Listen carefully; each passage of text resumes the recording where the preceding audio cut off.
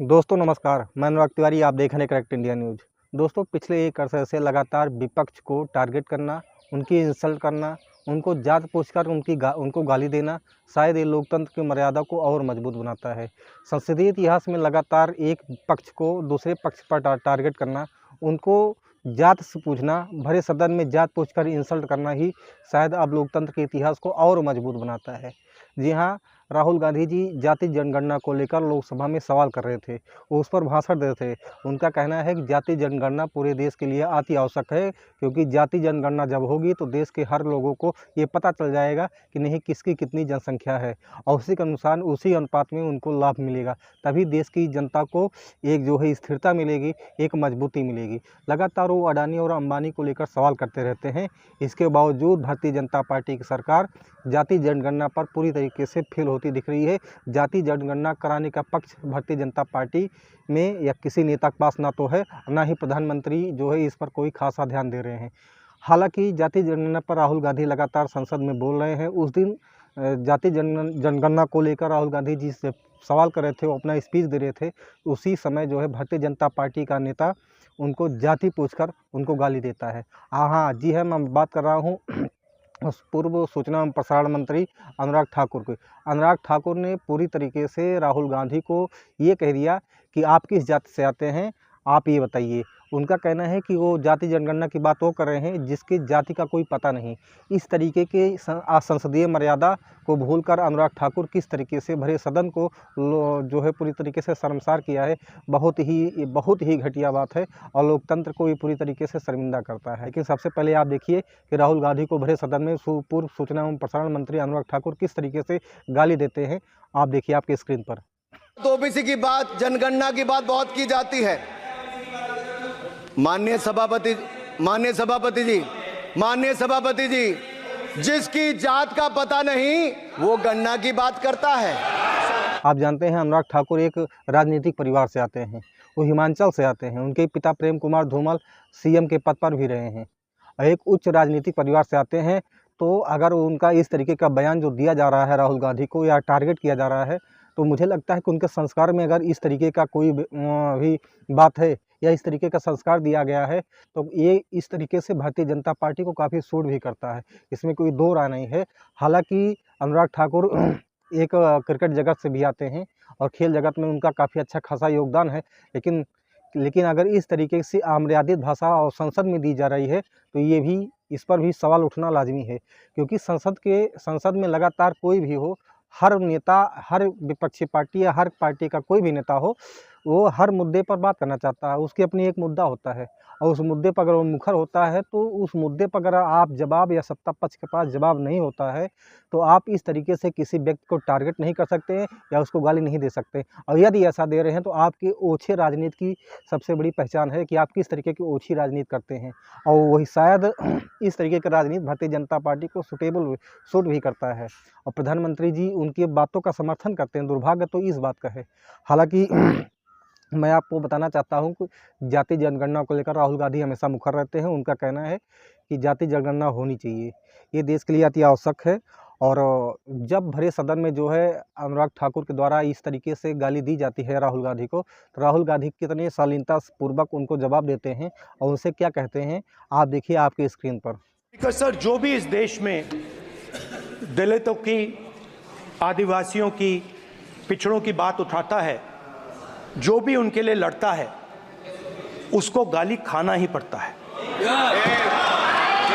और मैं ये सब गालियां खुशी से खाऊंगा, क्योंकि महाभारत की बात हुई तो महाभारत में अर्जुन को सिर्फ मच्छी की आंख दिख रही थी, उसी प्रकार मुझे सिर्फ मच्छी की आंख दिख रही है। जाति जनगणना हम करा के दिखाएंगे। खत्म। आपको जितनी गाली देनी है आप दीजिए, हम खुशी से लेंगे। धन्यवाद। आप राहुल गांधी को गाली दे सकते हैं, आप उनको जितना मन कहे उतना गाली दे सकते हैं। आज वो एक सांसद हैं, नेता प्रतिपक्ष हैं और एक बड़ी पार्टी के वो बड़े लीडर हैं। तो आप इस तरीके से, अगर आपकी मर्यादा जो है इस तरीके से भंग हो गई है और आप जो है अपने संस्कार जो है अपने संस्कार का परिचय भरे समाज में दे रहे हैं, भरे सदन में दे रहे हैं। तो इससे ये समझ में आता है कि आपका संस्कार तथा भारतीय जनता पार्टी की सरकार या संस्कार जो है किस तरीके से शर्मिंदापूर्ण है, ये पूरा देश जानता है और इसमें कोई छुपाने की बात नहीं है। हालांकि अनुराग ठाकुर लगातार अब वो मंत्री तो नहीं हैं, लेकिन वो अब प्रधानमंत्री बनने का ख्वाब देख रहे हैं। और मुझे लगता है कि जो जितना नफरत फैलाता है, शायद भारतीय जनता पार्टी में उसको उतना ही ऊंचा पद दिया जाता है। हालांकि दोस्तों, आप राहुल गांधी का अगर इतिहास देखेंगे कि राहुल गांधी जी किस परिवार से आते हैं या उनकी जाति क्या है, लगातार भारतीय जनता पार्टी को लोग सवाल उठाते हैं, जो कि काफ़ी जो है शर्मनाक वाली बातें हैं। ये आज के इस लोकतंत्र में 21वीं सदी में किसी की जात पूछकर उसको टारगेट करना, तो ये काफ़ी ज़्यादा हतप्रभ करने वाली बात है कि आप किस ओछी मानसिकता के व्यक्ति हैं। हालांकि राहुल गांधी का अगर परिवार या बैकग्राउंड देखा जाए, जवाहरलाल नेहरू 3259 दिन जेल में रहे हैं। 3259 दिन। अगर आप 365 से भाग देंगे या साल से भाग देंगे, लगभग पौने 9-10 साल वो पौने 10 साल जो है वो जेल में रहे हैं। किसके लिए जेल में रहे हैं? इस देश की आज़ादी के लिए रहे हैं। वो उनकी शहादत हुई है। सोचिए, इंदिरा गांधी जी, उनकी दादी स्वर्गीय इंदिरा गांधी जी किस तरीके से देश के लिए न्यौछावर हो गई। उनके पिता राजीव गांधी जी किस तरीके से उनके लाश को टुकड़े टुकड़े में बटोर कर लाया गया। किसके लिए लाया गया? इस देश के लिए वो न्यौछावर हुई और किसी के लिए न्यौछावर नहीं है। आज हम आप जो है एक छोटी सी बात करने से डरते हैं, किसी के बारे में जो है स्वार्थीपना से बात आते हैं, लेकिन गांधी परिवार का प्रति व्यक्ति, हालांकि राहुल गांधी से पहले या सोनिया गांधी से पहले जितने भी लोग जो है आज स्वर्गवासी हैं, उनका इतिहास अपने आप में स्वर्णिम अक्षरों में लिखा गया है।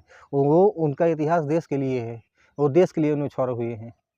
और उनके चाचा आप जानते हैं संजय गांधी किस तरीके से इस देश के लिए न्यौछावर हो गए। और आप ऐसे व्यक्ति पर जाति सूचक गाली देते हैं, जाति पूछते हैं कि आप किस जात से आते हैं। अरे राहुल गांधी की जात पूछनी है तो आप जाइए रामचेत मोची के पास पूछिए, रामचेत मोची से पूछिए किस तरीके से कितनी इज्जत राहुल गांधी का जो है राहुल गांधी का उनकी नज़रों में है। या आप जाइए जो है आप उस अग्निवीर की माँ से पूछिए कि जिनकी शहादत जो है हो गई है और सिर्फ अग्निवीर योजना के तहत, गलत अग्निवीर योजना के तहत उसकी शहादत हुई है। आप उस जाके उनकी माता से पूछिए जिससे राहुल गांधी जी मिले हैं। आप जाइए जो है हर किसी व्यक्ति से जो राहुल गांधी जाके जो है पीड़ित व्यक्तियों से मिलते हैं, महिलाओं से मिलते हैं, पीड़ित महिलाओं से मिलते हैं। आप जाइए उनसे पूछिए कि राहुल गांधी की जात क्या है, उनकी नज़र में क्या इज्जत है राहुल गांधी की। और आप इस तरीके से बेहूदीपना या ओछापन की बातें आप करते हैं, इससे आपके राजनीतिक करियर पर एक कुठाराघात होता है। हर कोई जानता है कि नहीं आप किस तरीके से व्यक्तिगत आप टिप्पणी करते हैं। आपके पास जब सवाल नहीं होता राहुल गांधी का, तो आप राहुल गांधी को इस तरीके से जात सूचक गाली देते हैं। हालांकि राहुल गांधी को जब इस तरीके से अनुराग ठाकुर ने गाली दिया था, तो किस तरीके से आज भारतीय जनता पार्टी को किस तरीके से करारा जवाब, अनुराग ठाकुर को करारा जवाब अखिलेश यादव जी देते हैं। माननीय मंत्री रहे हैं, बड़े दल के नेता हैं, मंत्री रहे हैं, बड़ी बात कर रहे थे। मैं महाभारत, शकुनी, ये सब बातें कह रहे थे, दुर्योधन तक यहाँ ले आई है। मैं केवल सभापति महोदय इनसे ये पूछना चाहता हूं, आपने जाति कैसे पूछ ली है बताइए बस। आप जाति कैसे पूछ सकते हैं? आप बताएं जाति कैसे पूछ सकते हैं? आप पूछ के दिखाओ जाति तुम, आप जाति कैसे पूछोगे तुम? हालांकि पूर्व प्रधानमंत्री अटल बिहारी वाजपेयी लगातार कहते थे कि निंदक नियरे राखिए आंगन कुटी छुआ। मतलब उनका कहना है कि अगर समाज में आपकी आलोचना हो रही है तो समझ लीजिए आपको एक अच्छे रास्ते पर चलने के लिए प्रेरित किया जा रहा है और आपको सिर्फ समझना चाहिए। और यहाँ पे क्या है, यहाँ अगर विपक्ष किसी मुद्दे को उठाता है सदन में, उसको भरे समाज में गाली दी जाती है। आप सोचिए, यही नहीं दोस्तों, अगर अनुराग ठाकुर के ऐतिहासिक राजनीतिक करियर की बात करें तो अनुराग ठाकुर आज पहली बार राहुल गांधी को गाली नहीं दिए हैं। इससे पहले वो लोगों को गाली दे चुके हैं। उनका एक बयान जो काफ़ी चर्चित था, काफ़ी ज़्यादा वायरल था कि देश के गद्दारों को गोली मारो डांट डांट करके था। वो गाली के तहत वो गाली दिए थे और भाषण दिए थे और उस पूरे देश में वायरल हुआ था। आपको दिखाते हैं, आपको उनका पूरा परिचय हम करवाते हैं किस तरीके से अनुराग ठाकुर का एक हिंसक बयान, जो कि समाज के लिए काफ़ी घातक है। हमारे समाज में इस तरीके से हिंसक बयान देना उसकी जो है पूरी ओछी राजनीति के तहत उसकी मानसिक परिचय देती है। हालांकि सबसे पहले आप किस तरीके से देश के गद्दारों को गोली मारो डांट डांट करके जो है उनका बयान, अनुराग ठाकुर का बयान आपके स्क्रीन पर देखिए। गद्दारों को, देश के गद्दारों को, देश के गद्दारों को, देश के गद्दारों को गोली मारो सालों को। ये कौन है गद्दार? पप्पू को भूल गए? ये दोनों ऐसे हैं कि इमरान खान से कड़ी शुरू होती है और राहुल गांधी केजरीवाल तक सारे जो आपने बयान अभी सुना अनुराग ठाकुर का, ये बयान पहले भी सुन चुके हैं। लेकिन आजकल क्या है, अनुराग ठाकुर मंत्री तो है नहीं, सबसे बड़ी बात है सांसद हैं, मंत्री नहीं हैं। उनको प्रधानमंत्री नरेंद्र मोदी जी ने मंत्री का पद नहीं दिया, क्योंकि अब सिर्फ सांसद है। और लेकिन इतिहास एक बात ये भी दर्ज करवाता है जो कि आपको जानना चाहिए। अमेठी से सांसद जो है, अमेठी के सांसद आप जानते हैं कि स्मृति ईरानी को आज पूर्व सांसद कहा जाता है। अगर आप उनके ट्विटर हैंडल पर जाइएगा तो वो भाजपा कार्यकर्ता लिखते हैं। और मुझे लगता है अब वह समय आ गया है कि अनुराग ठाकुर भी स्मृति ईरानी के श्रेणी में जाना चाह रहे हैं, क्योंकि वो भी भाजपा कार्यकर्ता ही कहलाने में अगर खुश होंगे तो शायद इतिहास में यह भी हो जाए कि उनको भी जो है यही कांग्रेस पार्टी, यही विपक्ष के लोग उनको भी भाजपा का कार्यकर्ता लिखने पर मजबूर कर दें। हालांकि अनुराग ठाकुर का यह बयान जो है काफ़ी शर्मिंदगापूर्ण है और काफ़ी शर्मनाक है ये। और सबसे दुर्भाग्य की बात यह है कि हमारे देश के प्रधानमंत्री नरेंद्र मोदी जी ऐसे लोगों का, ऐसे नफरती लोगों का जो है वो समर्थन करते हैं। सबसे ज़्यादा दुखद बात ये है, क्योंकि प्रधानमंत्री नरेंद्र मोदी का अगर देखा जाए तो प्रधानमंत्री का पद जो है हर किसी से बड़ा होता है।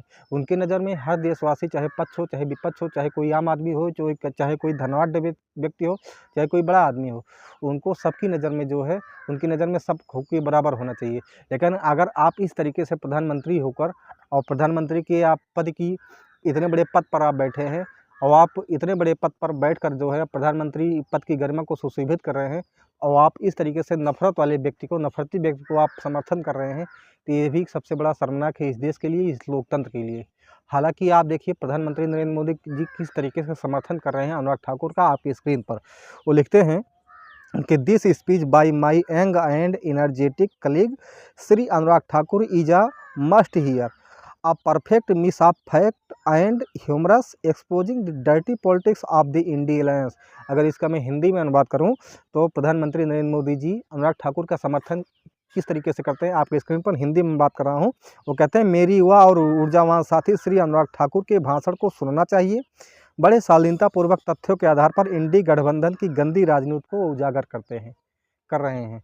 आप सोचिए, मतलब इस तरीके से नफरती व्यक्ति को वो जो है कह रहे हैं कि इंडी गठबंधन के जो है वो पूरी तरीके से अनुराग ठाकुर उजागर कर रहे हैं, वो उनकी गंदी राजनीति को उजागर कर रहे हैं। लेकिन पूरा देश देख रहा है कि अगर जाति जनगणना पर राहुल गांधी जी अड़े हुए हैं, वो बात कर रहे हैं, तो उनको जो है जाति सूचक गाली देते हैं। वो उनका कहना है, वो इस तरीके से कह सकते हैं कि नहीं, आप वह व्यक्ति जो उस जाति जनगणना की बात कर रहा है जिसके जाति का पता नहीं है, ये राजनीति को सुशोभित देता है। राजनीति में इस तरीके से गंदी मानसिकता का जो है परिचय देना, ये जो है लोकतंत्र के लिए सुशोभित है या लोकतंत्र के लिए जो है ये जायज़ है?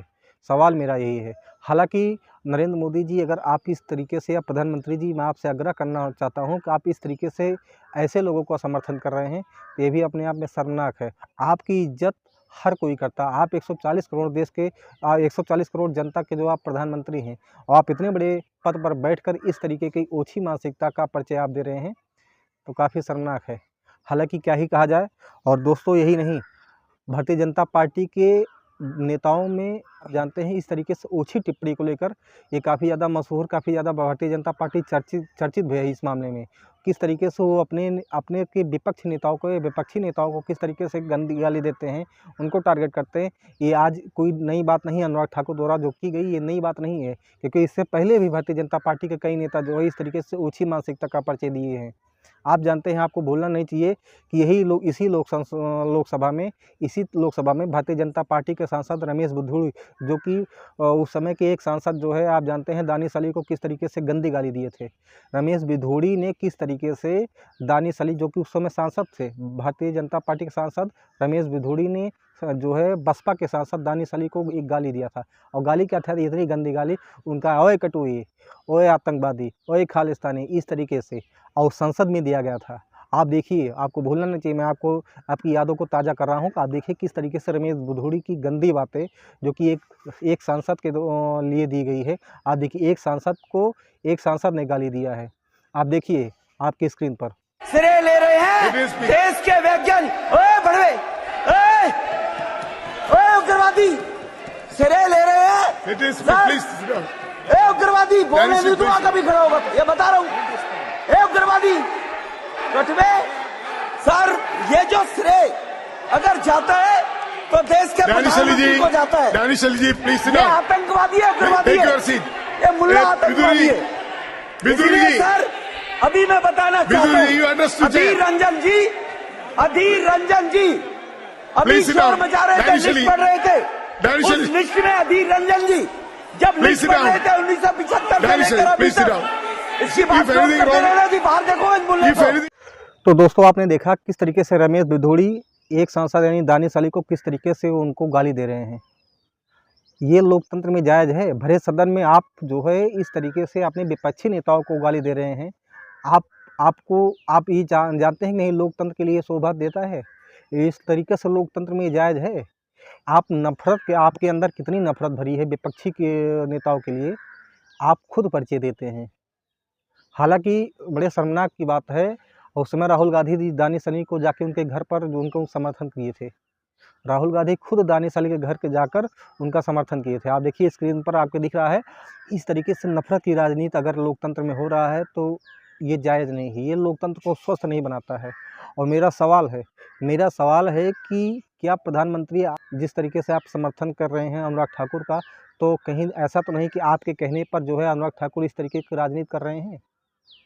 क्या आपका समर्थन ये बताता है कि नहीं लोकतंत्र में इस तरीके के लोग जायज़ हैं? मेरा आपसे सवाल है प्रधानमंत्री जी। और मेरा सवाल ये भी है कि क्या भारतीय जनता पार्टी में नफ़रत की राजनीति ये उस पार्टी को शोभा देती है? और क्या इस तरीके से नफ़रत की राजनीति करने वाले व्यक्ति को भारतीय जनता पार्टी ऊंचे पदों पर सुशोभित करती है?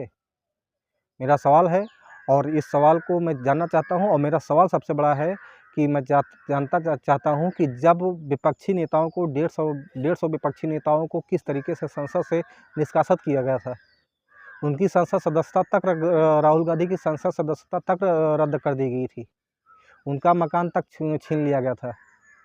तो क्या आप जो है भारतीय जनता पार्टी के नेता जो है अनुराग ठाकुर के ऊपर कार्रवाई करेंगे? या देश के प्रधानमंत्री नरेंद्र मोदी जी अनुराग ठाकुर के ऊपर कार्रवाई करेंगे? उनको क्या संसद से उनकी संसद सदस्यता रद्द करेंगे? सदस्यता रद्द होनी चाहिए कि नहीं होनी चाहिए, मैं आपसे पूछना चाहता हूँ। आप कमेंट बॉक्स में दोस्तों अपना जवाब जो है ज़रूर साझा करें। हालांकि मुझे नहीं लगता है कि जिस तरीके से विपक्षी सांसदों को सिर्फ ये कहा गया था कि आप संसदीय मर्यादा को तार कर रहे हैं, इसका आरोप लगाकर 150 सांसदों को जो है निष्कासित कर दिया गया था संसद से। तो क्या रमेश भिदोड़ी और जो है या अनुराग ठाकुर के ऊपर कोई कार्रवाई होगी?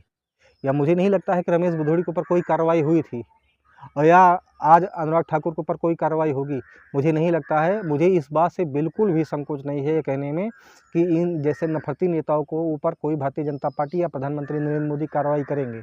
हालांकि आप क्या सोचते हैं? और मेरा कहना है कि इस तरीके की राजनीति जो है लोकतंत्र के लिए ये जायज़ नहीं है, लोकतंत्र को बेहद ही कमज़ोर बनाता है। जैसा कि पूर्व प्रधानमंत्री अटल बिहारी लगातार कहते थे कि हमारी आलोचना जो है अगर करने वाला व्यक्ति हमारे पास होता तो मुझे वो और मजबूत बनाता है और सशक्त बनाता है, और लोकतंत्र के लिए जायज़ भी है। क्योंकि अगर विपक्ष हमारी कमियां उजागर कर रहा है तो मुझे उस कमी को दूर करना चाहिए। अगर उस कमी को दूर होगा तो समझ लीजिए देश और सुदृढ़ होगा। देश में जो भी कमियां हैं, जो भी खामियां हैं, उसको समाप्त करके देश को और मजबूती मिल सकती है और देश को और बल मिल सकता है। वो आजकल जो है भारतीय जनता पार्टी के नेता खुद पूर्व प्रधानमंत्री अटल बिहारी वाजपेयी की अवहेलना करते नजर आते हैं, क्योंकि उनके विचारों पर आज की भारतीय जनता पार्टी नहीं चल रही है। हालांकि आपका क्या कहना है? और मेरे हिसाब से इस तरीके की गंदी राजनीति किसी भी पार्टी को शोभा नहीं देता है, वो चाहे पक्ष का हो चाहे विपक्ष का हो। और आप क्या सोचते हैं? अपने विचार आप कमेंट में ज़रूर साझा करें। फिर मिलते हैं किसी वीडियो में, तब तक के लिए जय हिंद, जय भारत, नमस्कार।